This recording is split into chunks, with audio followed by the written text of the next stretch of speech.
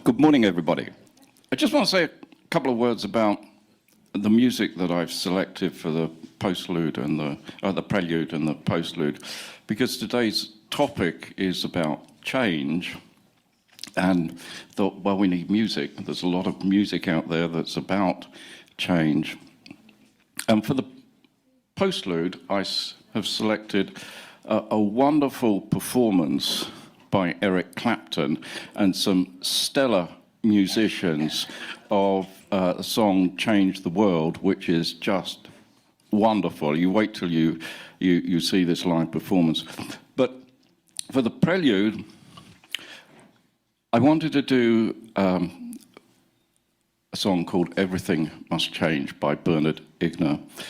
And it was made famous when he recorded it with Quincy Jones on an album that Quincy Jones did back in the 70s.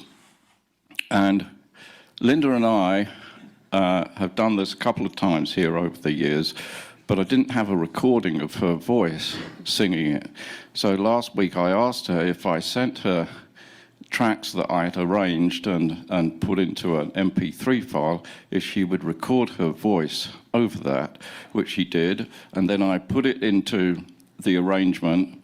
So what you're going to hear is Linda recording it from 3,000 miles away, and me playing the piano part and some violins and electric bass and drummer that I programmed into the arrangement. So this is Everything Must Change by Bernard Igner.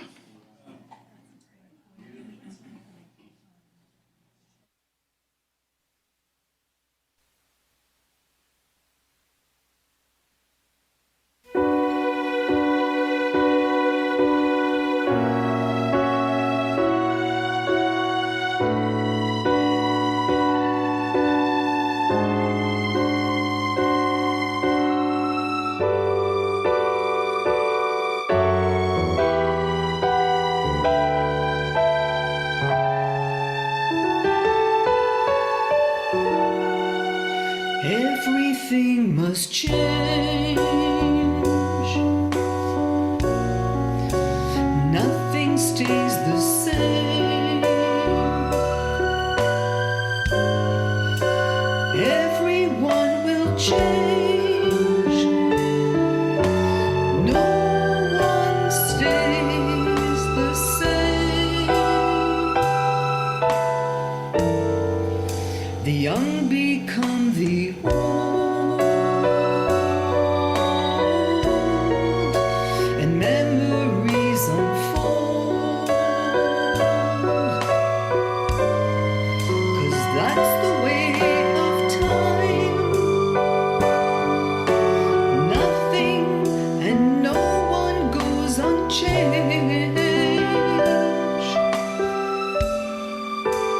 There are not many things in life you can be sure, except rain comes from the clouds, sun lights up the sky, and hummingbirds do fly.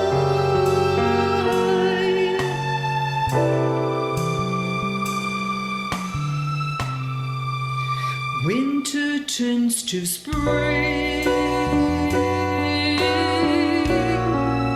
A wounded heart will heal,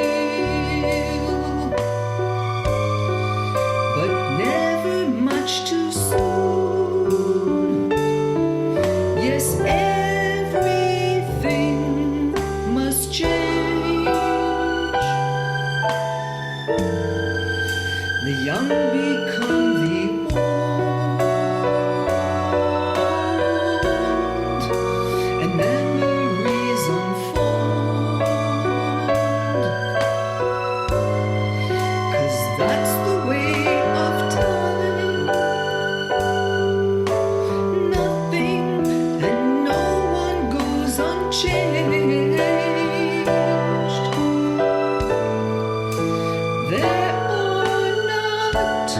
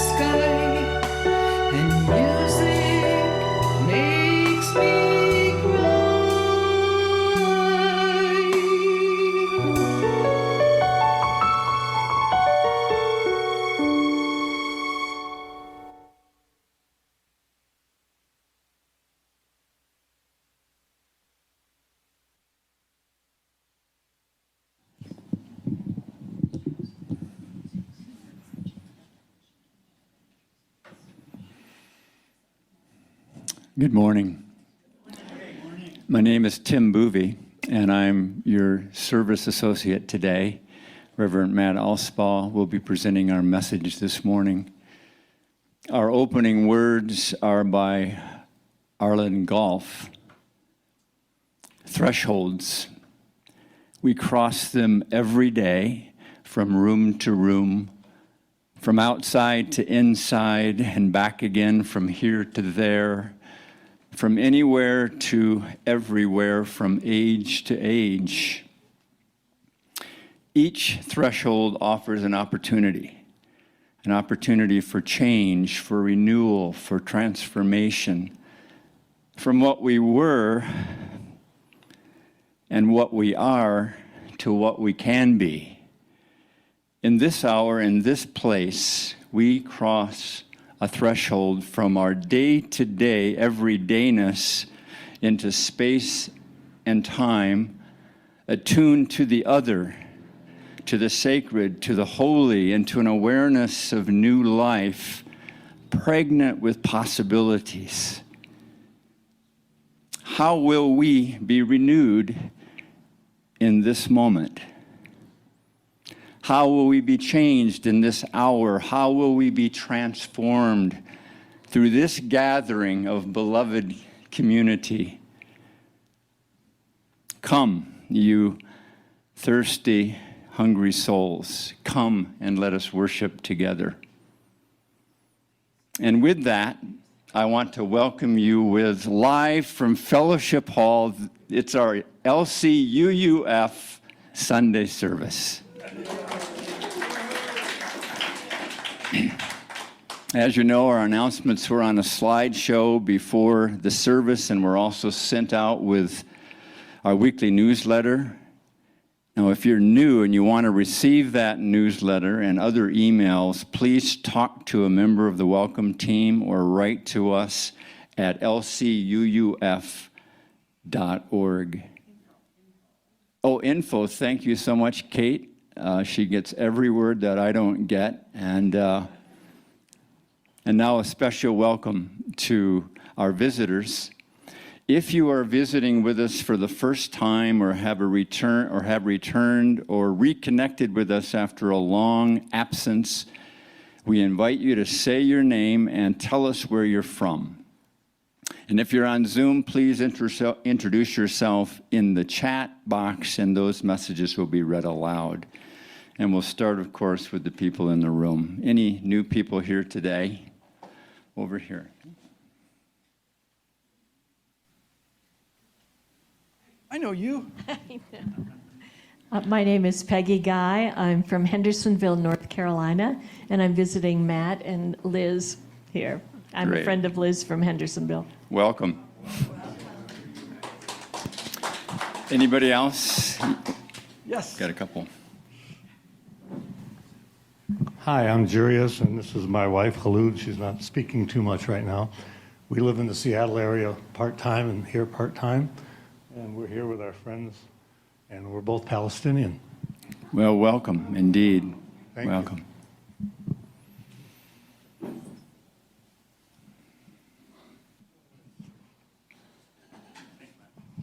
Hi, I'm Mark Etkin, Gloria Rathwell. We're partners. So we were here last year, and we've been away for 6 months, and we're very happy to be back connecting with old friends and meeting new friends. And we really appreciate, this has been a very much a highlight of a place for us to find and come to during our time here, and we really appreciate how open and welcoming people are, and also kind of the progressive nature of the community. So thanks for having us. Great. Welcome. I think that covers everybody here. Any new people on Zoom? Doesn't appear to be so.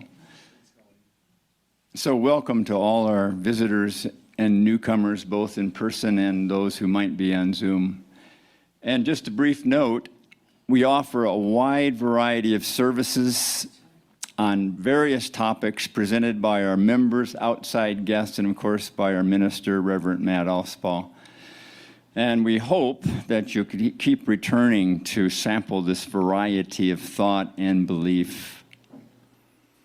Our chalice lighting words today are, are by Eric Walker Wickstrom. Here today, in this place and with these people, may we listen so that we can hear. May we hear so that we can feel. May we feel so that we can know. And may we know so that we can change ourselves and this world. May this chalice that we light our way.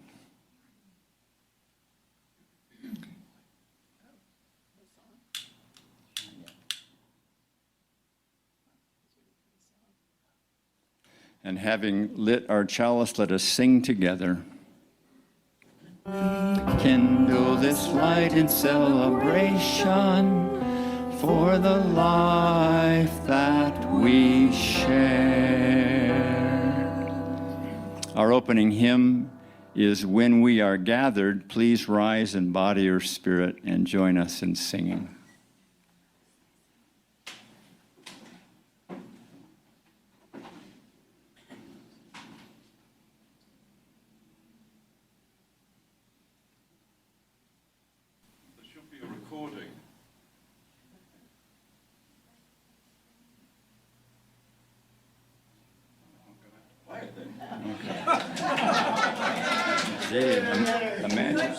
Imagine that. Do you sight read? Yeah. Might make the odd wrong note. Oh, it's in a terrible key. Right.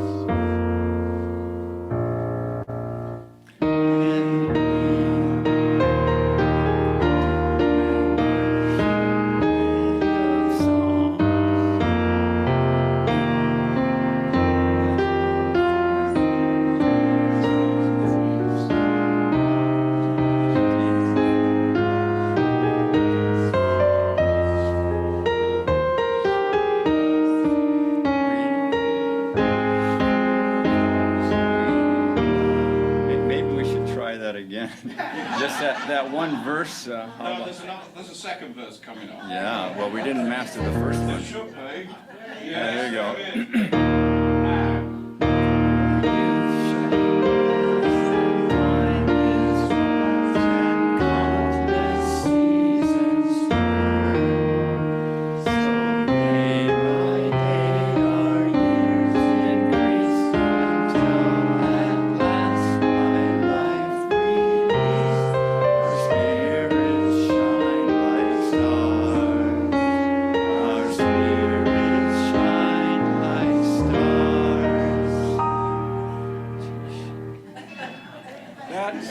Pretty impressive for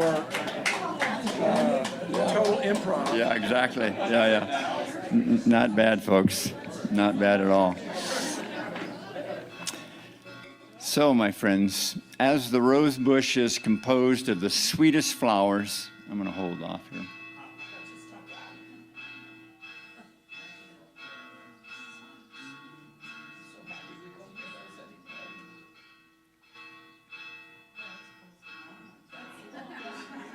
It's not worth waiting. There we go. Let's try it again. As the rose bush is composed of the sweetest flowers and the sharpest thorns, as the heavens are sometimes overcast, alternately tempestuous and serene, so are our lives, intermingled with hopes and fears, with joys and sorrows, with pleasure and pain.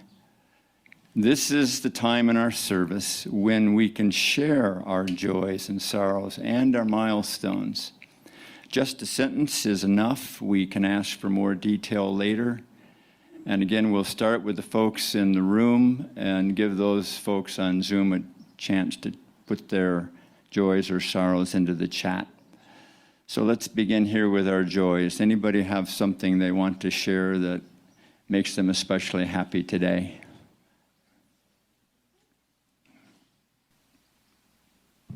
Hi, I'm Dee Dee, and I'm really looking forward to a trip up north, meeting my son and my cousin and my brother, having a joyous Thanksgiving, and I'll see you in a couple weeks. Very good, Edie. And Colleen. I'm going to piggyback on that. Hi, I'm Colleen Beery. I have a joy of leaving this Wednesday for 2 weeks in Austin, baby shower for my daughter, and helping her set up the nursery and Thanksgiving with family. And then great joy, I just found out that Larry and Dee Dee and I are flying back from Houston together, not just on the same plane. We're in the same row. Wow. Okay, in the back.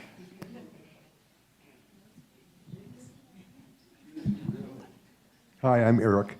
Another similar joy. I'm flying up to Portland, Oregon for Thanksgiving, but what's exciting is the 2 days after Thanksgiving, my niece's son, which will be the first of that generation in our family, is having a bar mitzvah. So my two brothers who live in Detroit and their families, or at least their wives, are flying out and we'll have a nice family reunion.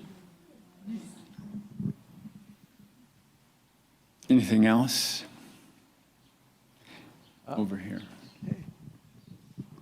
Hi, my name is Phyllis, and I'm happy to know that our friends joined us today. We're going to have a delicious meal tomorrow, an Arabic meal in El Malak in Guadalajara, and we're looking forward to it.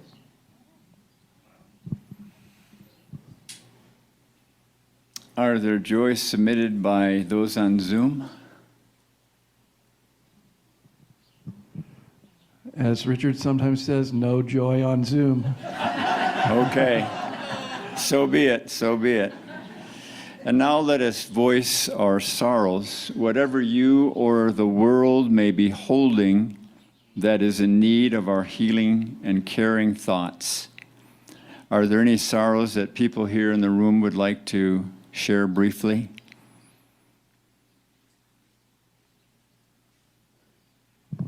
I'm Larry, and my friend Alan McGregor got in a bicycle accident this week, and we'll be spending the next 6 weeks in Cosa Nostra with a broken pelvis. Sorry.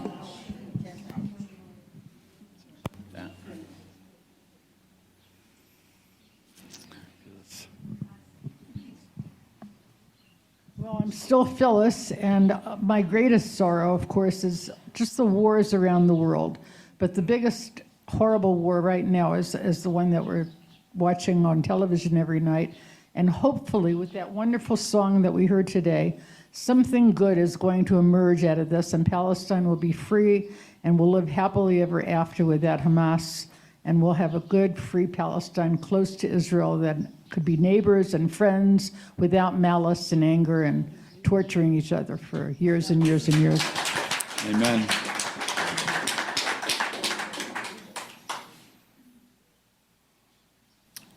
Judd. Well, just for a country up north that'll go bankrupt. And who knows what that will mean.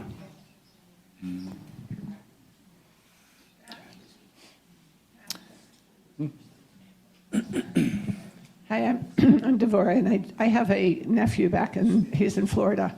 He's only 51, but he just had his second stroke, and I can't get a hold of him. So I'm a little concerned. His girlfriend has posted just light stuff, so I'm assuming he's okay. But it worries me. He's not in the best of health. He doesn't do good things for himself or his body, and there's nothing I can do about that. Any other sorrows here in the room that need to be shared? Anything on Zoom today, Charlie? Nothing on Zoom, okay. And this candle from our care team represents the joys and sorrows we hold in the silent sanctuary of our hearts. And we light this candle for all those unspoken sorrows and joys. And let's share a moment of silence to hold in our hearts both the sorrows and the joys that have been shared this morning.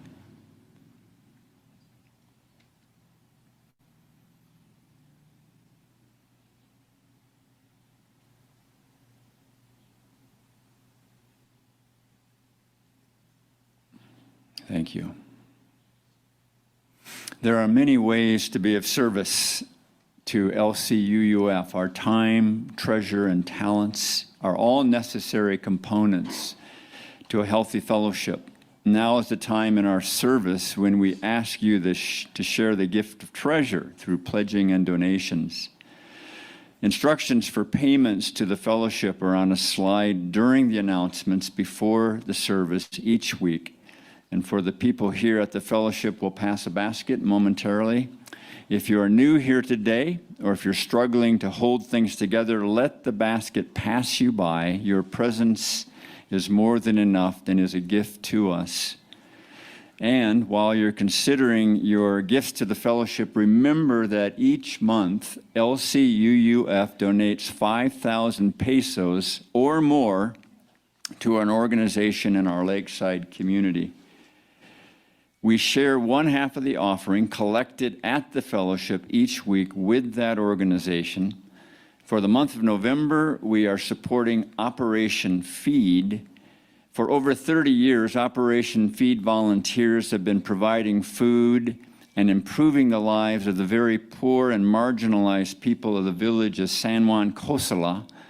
They provide weekly food dispenses to 150 families and individuals who would go hungry without this aid. Operation Feed also supports new program initiatives like cooking classes and crochet projects to involve the people in developing additional income sources and skills. If you are not attending the fellowship in person, please donate to Share the Basket when you pay your pledge. Donate to Share the Basket separately or indicate what part of your donation is for Share the Basket. The offering has been given and gratefully received. As you may be aware, this is our stewardship drive period, otherwise known as our pledge season. And during this time, we have different people come up here and share why it is that I pledge to support this fellowship. And I'm happy to invite Lorna, here you are, to come up and share with us why she pledges.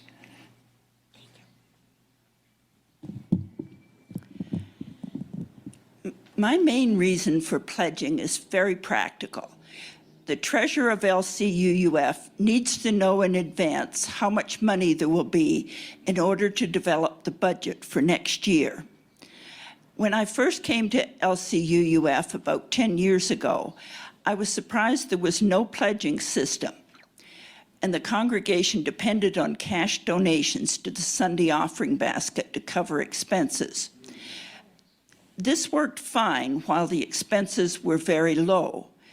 But when hiring a minister was envisioned, the President, Fred Harland, asked a few people with pledging experience to get together to plan a pledging system for LCUUF.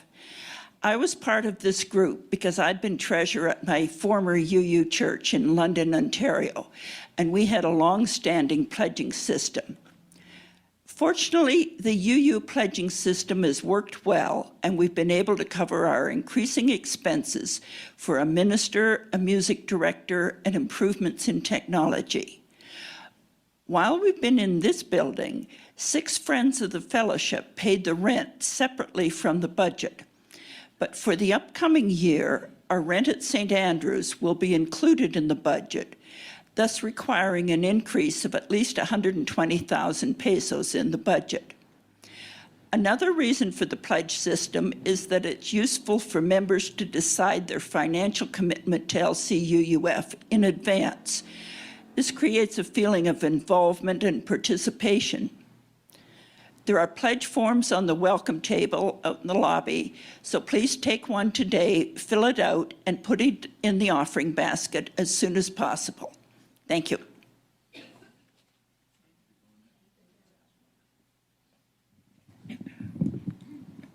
Thanks, Lorna. Today's reading is entitled Sometimes by Sheena Pugh with some slight revisions. Sometimes things don't go, after all, from bad to worse. Some years, muscadel faces down frost, green thrives, the crops don't fail. Sometimes we aim high and all goes well. A people sometimes will step back from war, elect an honest person, decide they care enough that they can't leave some stranger poor. Some people become what they were born for. Sometimes our best efforts do not go amiss. Sometimes we do as we are meant to. The sun will sometimes melt a field of sorrows that seemed hard frozen. May it happen for you. Now we have a short video, and I invite you to follow along with the brief exercise that you'll see displayed in the video if you wish. So ladies and gentlemen, can I ask you to stretch your hands out? Okay, on the count of 3, I want you to clasp your hands together. All right, 1, 2, 3. Keep them clasped together and take a look at your thumbs. Okay, so is your left thumb over your right or your right thumb over your left? Have you all noticed? Okay, so everybody's kind of different, right? Doesn't matter. Okay, so we're gonna open our hands again. All right, on the count of 3, clasp your hands together. 1, 2, 3. Look at them. Have you done the same thing? Okay, were you aware that you did this? That your left over your right or your right over the left? Okay, so some of you are aware, some of you are not so aware. So now you learn. So awareness. Okay, now I'm going to take this from Tony Robbins. Tony Robbins tells us that if you put your left thumb over your right, you're very intelligent. Okay, if you put your right thumb over your left, you're very creative. Now, if you put them parallel to each other, you're very romantic. Any of you heard it parallel? Since in Singapore, I never get that. So sad. No romantic people in Singapore. Okay, all right. So never mind. That's Tony Robbins, yeah? But now the thing is, let's change it. If I'm intelligent, I want to become more creative. So left brain, right brain, right? If I'm more creative, I now want to become more intelligent. Okay? So now put your hands out. On the count of 3, all right, I'm going to ask you to change it. Okay, so do a different movement. So 1, 2, 3. Okay, how does it feel? Very funny. What else does it feel?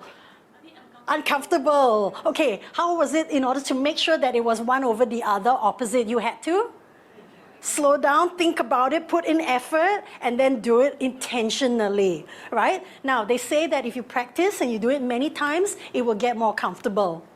Now, I have been training for 25 years, 30 years. I've been doing this very often. It's still not comfortable. So either I'm seriously stubborn or I can't change.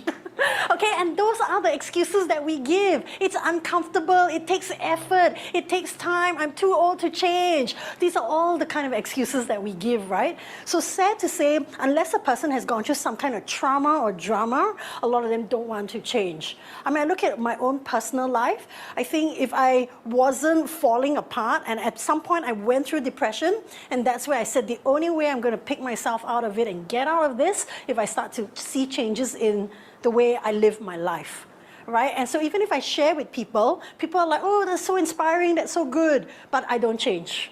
Because nothing, and it's okay, well, I don't mind just staying in the status quo.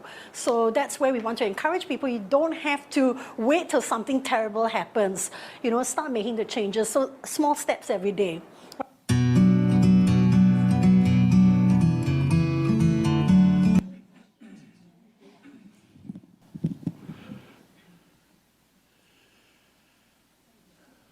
So I want to invite you into a little time of meditation, if you're willing.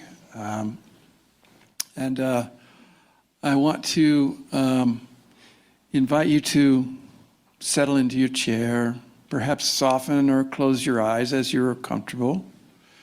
And then I just want to invite you to listen for the sounds in this area. And just receive those sounds in your mind. And now I want you to bring your attention to the moment that the sound that you're noticing ends.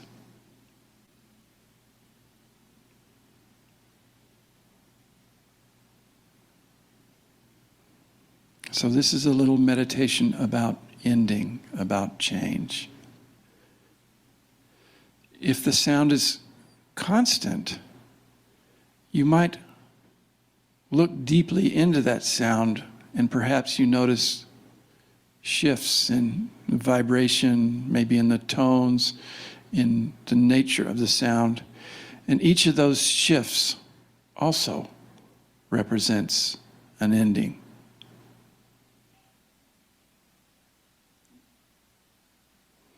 And if it's helpful, you might make a note, a mental note, when the sound you're listening to ends. You might just say to yourself, gone when it ends.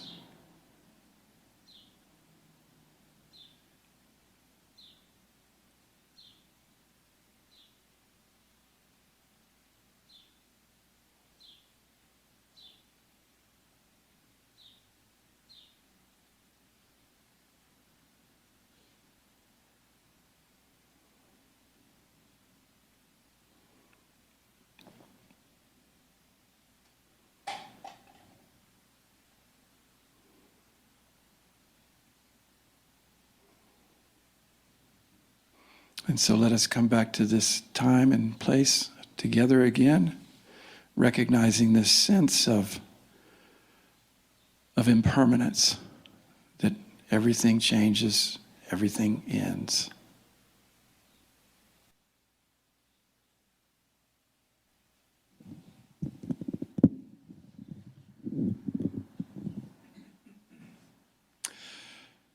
Good morning. Again. So some preachers typically start their sermons with a joke. It's not been my style, but let me try a few today. So they say that change is inevitable, except from a vending machine. Okay. Yeah, right. Maybe this is not the right idea, but here's another one.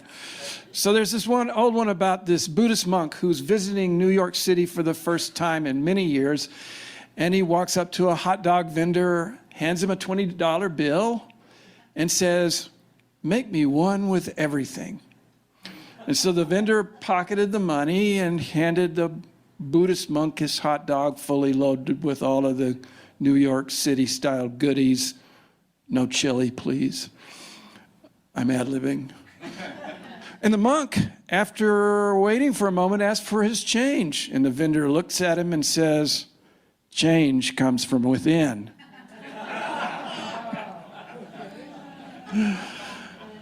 And with a wistful smile, because he is Buddhist, the monk walks away. Don't we wish it could be that easy? So our little video explored the idea of intentional change. Even changing how we link our hands together can be a little strange, a little uncomfortable when we do it the other way. Sometimes we have complete control over change, like this thing about linking our hands.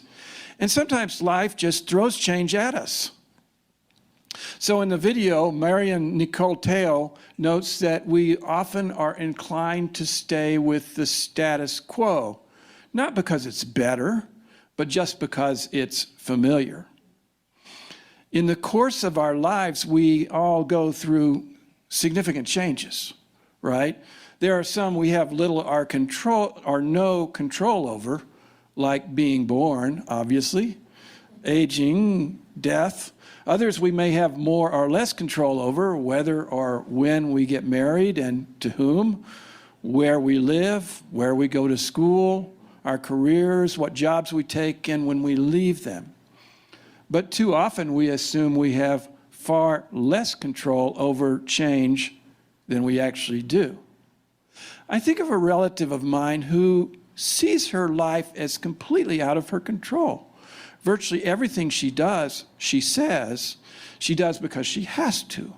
because of the demands of others, because of the requirements of convention and society. But even when we take responsibility for our changes, we can still be hit with unexpected change. Though not all unexpected change is bad, as that poem by Shiga Pugh suggests. I quote, "Sometimes things don't go, after all, from bad to worse. Sometimes our best efforts do not go amiss." Sometimes change is just change, and sometimes it leads to something better. I think of a time when I was fired from a job at a tech startup firm which was gradually caving in on itself, all the while shedding staff in periodic layoffs. It took me a while to get over the shock of being let go, and later the embarrassment of continuing to show up at the job site as a has-been. You see, they did extend me some contract work as kind of a severance package. And it was easy for me to blame others, even the specific people, for that sacking. But eventually I came to realize that the termination was a gift. I never really fit into the business culture of that particular organization. And furthermore, I was on my own arc of transition that ultimately carried me into seminary and into ministry. So again, change. Even unexpected change is not always bad. It depends in part on your outlook. I found one of the most helpful models for understanding change is a book by William Bridges called Transitions. And Bridges expresses that life transitions have three components: an ending, a neutral zone, and a new beginning. According to Bridges, all three components are necessary for effective change. Bridges tells us that every change, every time of transition begins with an ending. Some of those endings are totally out of our control, of course. We lose a job, as I did. A family member becomes ill or dies. A relationship ends. In the case of this fellowship, we lost our lease, and we had to find another place fast. But sometimes endings are influenced or controlled by us, sometimes unconsciously. We may feel we had nothing to do with the ending, but we may have subtly acted to bring it about. Only later do we realize we did contribute to those endings. Perhaps we had detached from the job long before. Perhaps we had stepped out of our identity in a relationship, or even took subtle steps to sabotage it. In my layoff situation, I came over time to realize my own part in those events. The job had become a bad fit. I can now look back on some disagreements with senior management over what I considered was ethically inappropriate business deals as a contributing factor to my exit. I could have kept my mouth shut and stayed longer, but I didn't. And that was the right thing for me to do. Here at the fellowship, I'm not sure how we see our part in this ending. In the past few years, we've talked about building or buying our own place, but we set that aside during the pandemic, and we were very slow to return to this question after the pandemic ended. Losing our lease has resurrected the question. So what happens when the ending actually happens? We often don't have the wisdom of a distant, detached perspective at that time of the ending. We experience some chaos, and it's uncomfortable, and there's no way back. The old way is closed off, dead. At this point, we enter the neutral zone. We must let go of the old ways, and that's not easy. Often it is in this neutral zone that we suffer the most. We grieve the losses brought by the ending. We rail against the bad hand life has dealt us, and we may resist making the necessary changes. And there may be follow-on effects. It is well known, for example, that the risk of illness increases when we're stressed by situations that involve losses. And even when the change is not all bad, we feel a sense of confusion, of not knowing, of anxiety. And yet, if we are wise, we will not rush through the time we are in the neutral zone. We will use it to pay attention, to explore what other changes we ought to make, perhaps try some experiments. If we are wise, our time in the neutral zone is not purely fallow time, time doing nothing. Maybe our time in the neutral zone helps us to see everything in a new way. What mattered before does not matter so much now. Perhaps if we accept our situation, maybe even feeling ready to dwell in the wilderness, as it were, wandering, looking for a way out. In my job loss situation, I was fortunate that I didn't have to rush into another similar job. I had time to sort myself out. I was able to take some contract work as I began to explore my path into ministry, tentatively, very tentatively. I started with one night class at the local seminary and continued from there. Here at the fellowship, we're in a neutral zone also. We won't move to St. Andrew's Anglican Church, pictured here, until late January. Some of you may recognize Rodrigo. He used to play for us from time to time, but he too is changing and moving on. Even after we move, we may remain in the neutral zone as we sort things out in a new location and with the people at St. Andrew's. We'll be dealing with things as ordinary as, how do we make coffee here? And who gets a key? And we'll deal with things that are more profound, like, how can we work together to decorate our shared altar space? Or how can we collaborate on social action topics? And then somehow, sometime we find our way out of the wilderness. Gradually, we are able to pick out a landmark and then another, and the landscape begins to make sense, and we are able to orient ourselves in relation to some true north, and we begin to move again with much clearer certainty. This is the new beginning. Quite likely, we have a new vitality and a growing clarity about the life ahead of us. Often things just begin to click into place.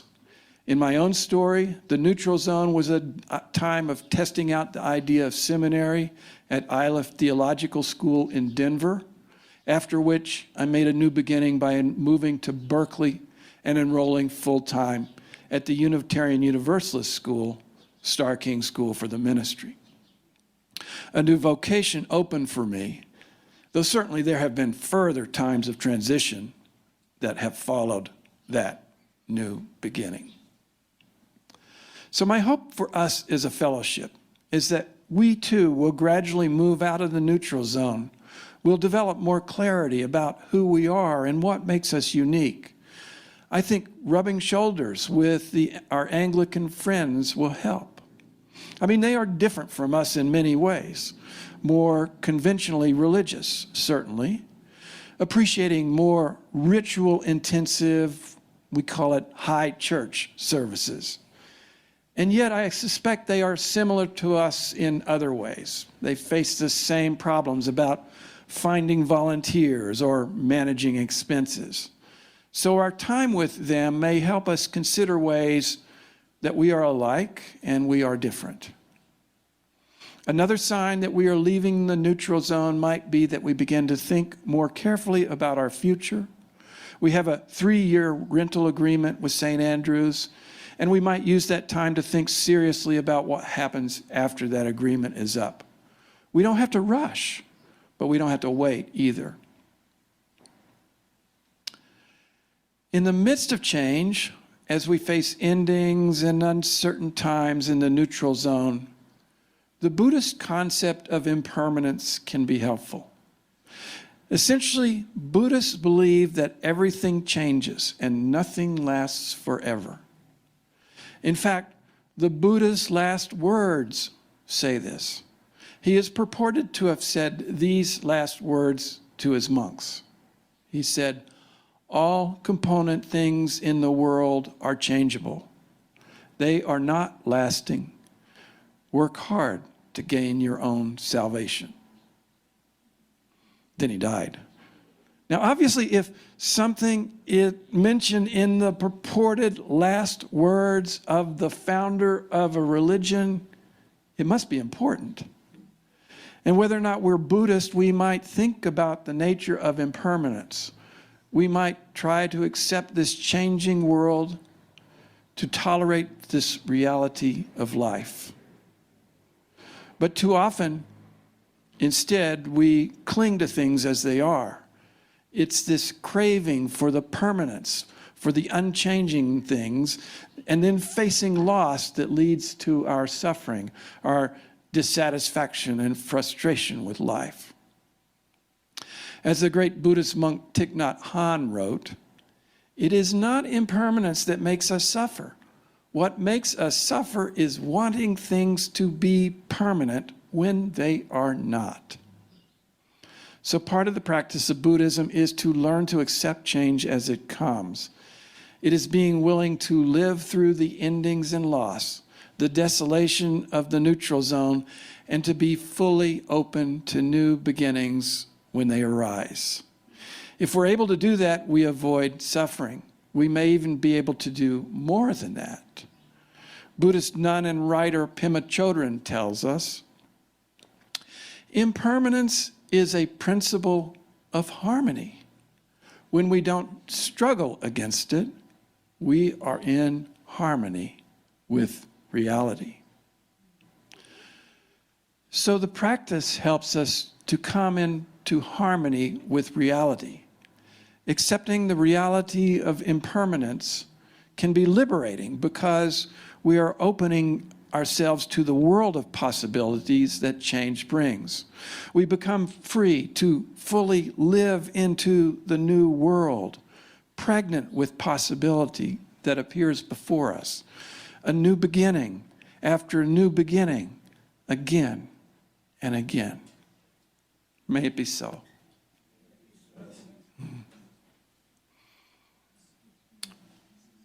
I'll do it. Our closing hymn is number 396, "I Know This Rose Will Open." Please rise in body and spirit and join us in singing. Twice. We're going to sing it.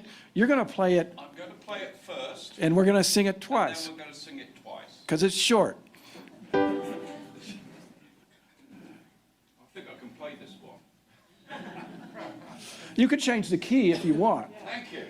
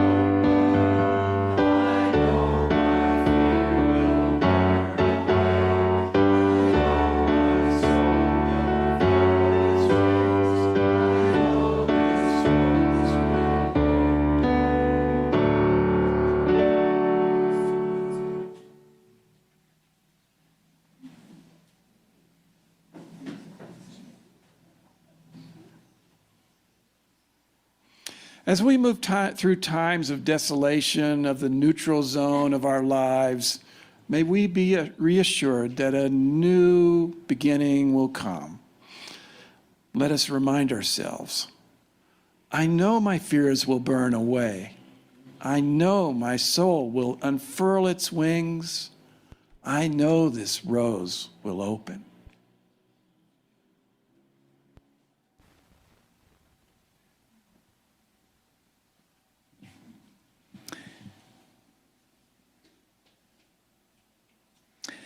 Let us extinguish our chalices with these words, which we read together. We extinguish this flame, but not the light of truth, the warmth of community, or the fire of commitment. These we keep in our hearts and share with all the world.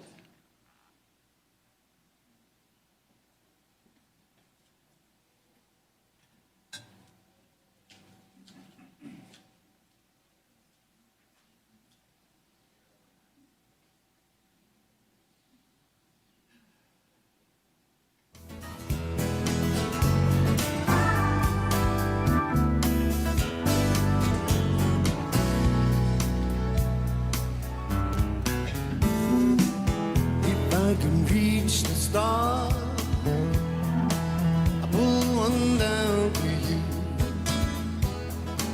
shine it on my heart, so you can see the truth, and let love inside, then bring me to see, but for now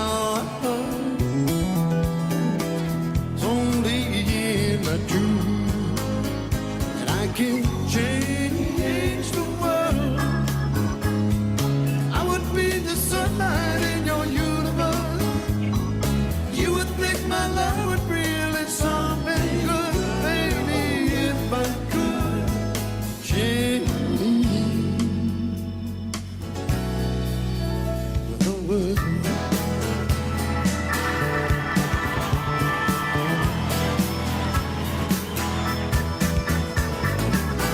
If I were a king, even born today, I'd take you as my queen, right in no other way, and our love rule this kingdom we have made. We'll let it be a for the day, and I can change the world.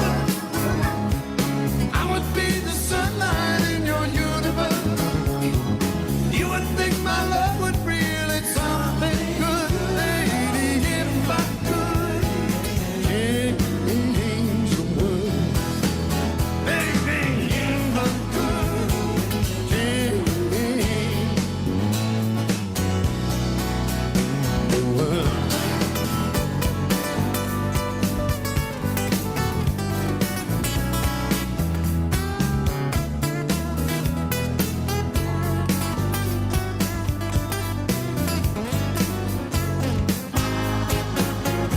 I could change the world. I would be the sunlight in your universe. You would think my love would really something good, baby, if I could change the world. If I could, if I could, if I could change the world. If I could, if I could, if I could.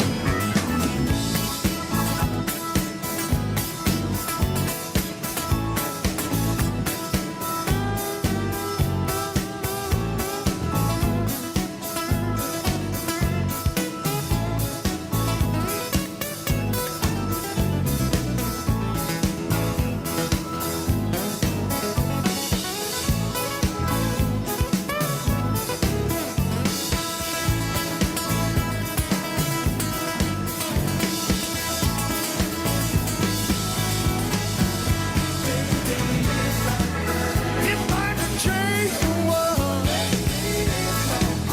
if I could, if I could, if I could change the world, if I could change, if I could change the world.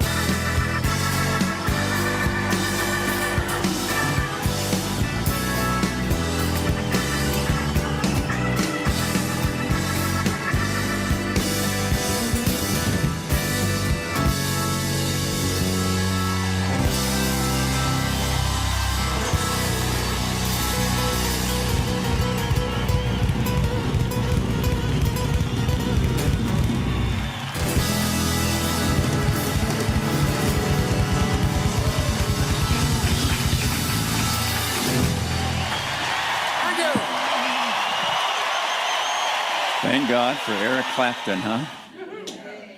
Friends, our worship is over. Our service begins. Go in peace and with a purpose. Hasta luego.